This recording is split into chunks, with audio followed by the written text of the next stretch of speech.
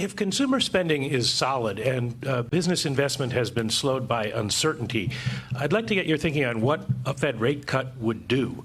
Have you modeled the additional growth and inflation you might get from a rate cut? Can you identify any sectors that would benefit from a lower cost of capital? Or is this really about the Fed being the only game in town? Well, we have the tools we have, and we're committed and sworn to use them to support economic activity. And they do support economic activity through a number of channels that are reasonably well understood. Some more directly tied to interest rates than others, but we do generally believe that our interest rate policy can support demand and support business investment as well. And so we'll use those tools and use them as we see as appropriate to achieve our objectives, which really are to sustain this expansion. And I would just make a note of that.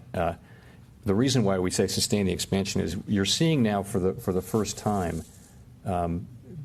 communities that are being brought into the benefits of this expansion that hadn't been earlier. You're 10 years deep into this, and that's something we heard quite a lot at the conference in Chicago on the review.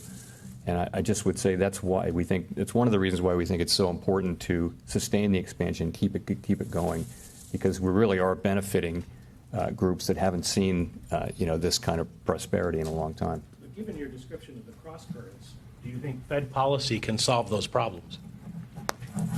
So we take the we take the cross currents as a given, and we have our tools.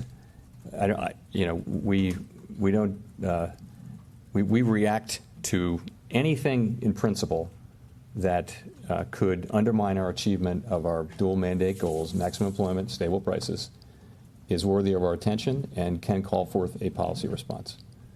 And that's just how we look at it.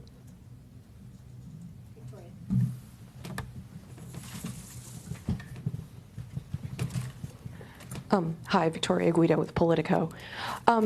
You've said that the Fed doesn't take short-term political considerations into account, and you've defended the Fed's independence. So I was wondering, is there a point at which you think that publicly or privately you should push back on the president's criticisms rather than ignoring him? And also, do you think that you and the president have the same goals when it comes to monetary policy? I don't discuss elected officials publicly or privately, really. So I would just say that we are, at the Fed, we're deeply committed to carrying out our mission, and also that our independence from direct political control we see as an important institutional feature that has served both the economy and the country well.